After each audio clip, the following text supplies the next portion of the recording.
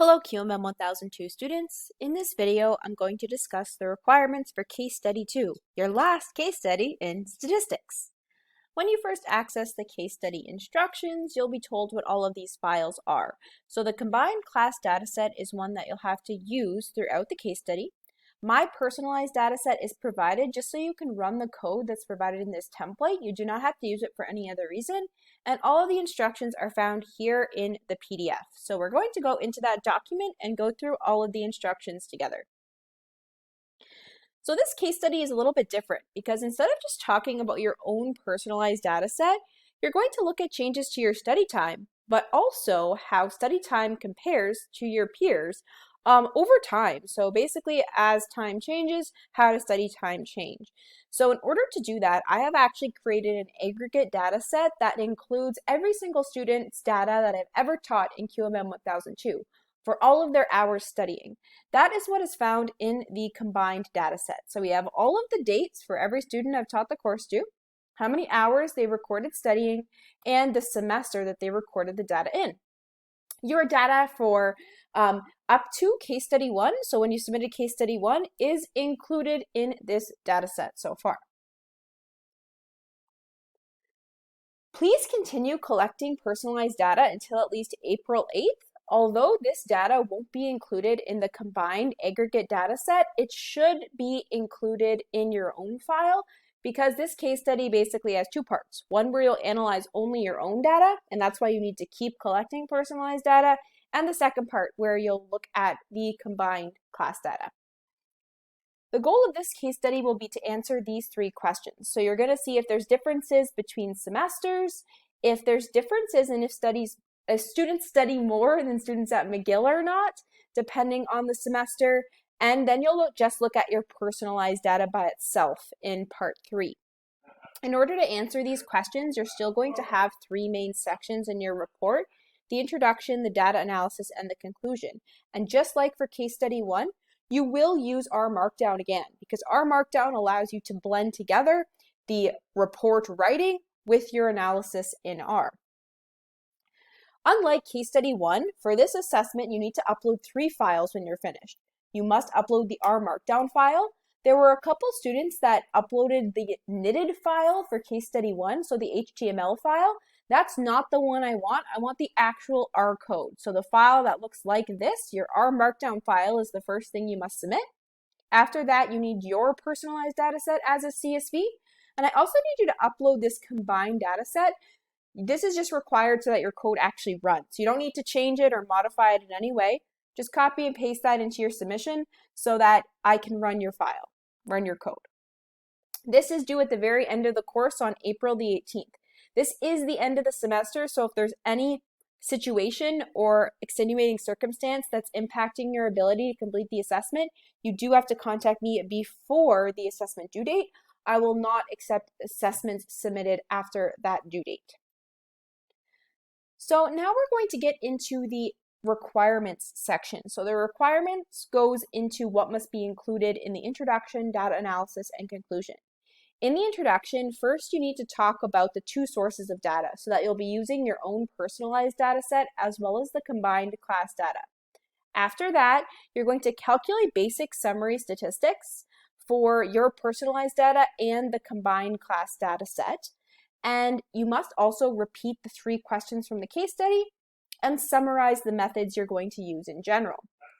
For the data analysis section, just like all your other case studies in either of your QMM1000 courses, you have to include more than 5 examples of your daily activities. So that means not just interpreting in context, but also saying why you think that is the case, because you're the one that knows your own personalized data set the best. You know why if there's a couple days you studied 0 hours, maybe it's because you're sick, or if there's a couple days you pulled all-nighters and studied 12 hours a day in a row, it could be because you have midterms or finals due, or you're trying to catch up. So you're the one that knows that information, and you need to include that to help support your analysis. In terms of the different statistical methods, part 1 is about ANOVA. This part will allow you to use the work that you did on the Module 6 case study checkpoint. So you will Make random samples from 4 different semesters, perform an ANOVA to see if the hours studied is the same or not in the different semesters, check the conditions for ANOVA. You'll use Tukey's HSD test to see which means, if any, are different, and also make one of the group mean bar plots with error bars to illustrate which mean is like the highest and which one is the lowest for all the semesters. In part 2, you're going to do a chi-square test. For the chi-square test, you're going to continue with the 4 semesters of subsetted data you created, but you're also going to create another categorical variable where you count how many of those days students studied above 3.13 hours, which is the max in Canada at McGill, and how many of those days students studied below 3.13 hours. So essentially you'll have a table where you'll have 4 categories for the semester, and then it's cross-tabulated with 2 categories for studied more than McGill or not, that we call above and below. What you're going to do is perform the chi-square test to see if there's any difference in the above and below days across semester. So in other words, you're testing if students studied more than McGill students or not is independent of the semester. You'll do a chi-square test in full to do this. You also have to check the conditions of the chi-square test and include at least one plot to support the chi-square test.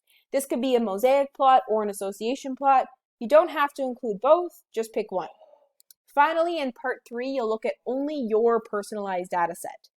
You'll follow the checkpoint from module 10 for the case study applied activity, or the applied activity checkpoint, applied activity case study checkpoint. And for that first step, you'll just be subsetting your data to take the largest stretch of consecutively collected data days. After you're done that, you'll need to create a decomposition of the time series to describe the 4 time series components. The next step is you have to find at least 3 moving average models and then pick the best of those 3 and explain your choice. And finally, find the best exponential smoothing model and explain why you chose it. For the exponential smoothing model, also don't forget you have to make a plot that includes the forecasts for the next 5 data collection periods. Finally, in the conclusion, you must answer 4 questions. The first case study question, which is, are there differences in hours studying for students in different semesters? The second question, which is comparing the distribution of above and below days across semesters. And number 3, just how your personalized data changes over time, looking at it like a time series. Part 4 is just explaining what you learned about yourself in general. Now that you've done case study 1, you have a good idea of how to use R Markdown for the formatting of the case study. The same rules are all true as for case study 1.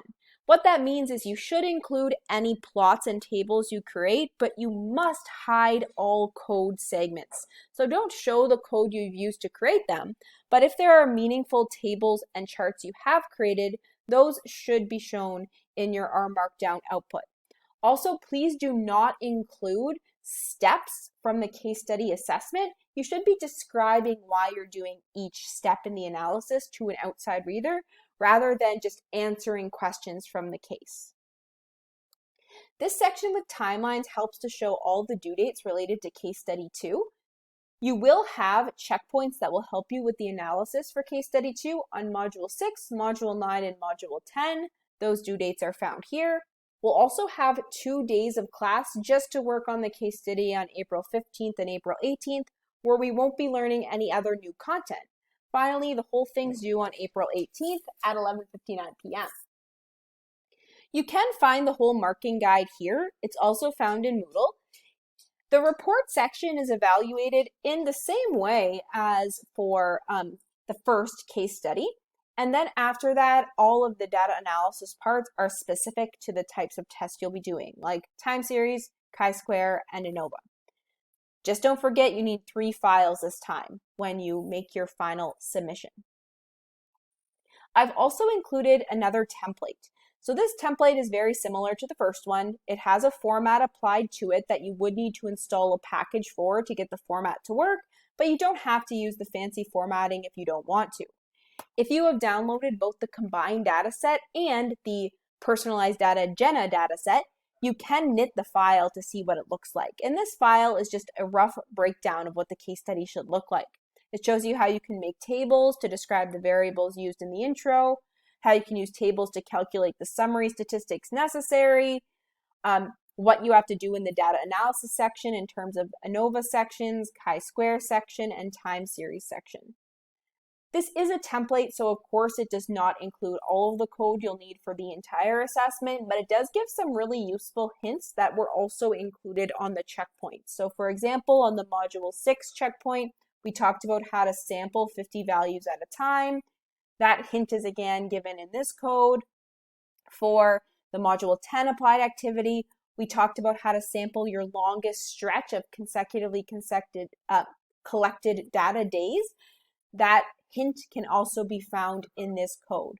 So a lot of very useful hints that will help you to be successful on your final case study in your statistics courses. Going back one final time to Moodle, we will discuss these requirements in class, but you can also rewatch this video at any time, especially if you're an asynchronous student. Again, these are the instructions, this is the template that you can copy and use, and the data sets are found here. Please note that you must work independently on this assessment.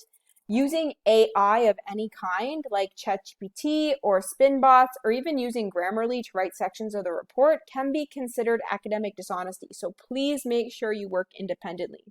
If you have any questions about the case study, I am happy to help you. Please just start early, let me know if you have questions, and I'm excited to see your final reports and what you've learned about statistics over these last 2 courses. Thank you for watching this video.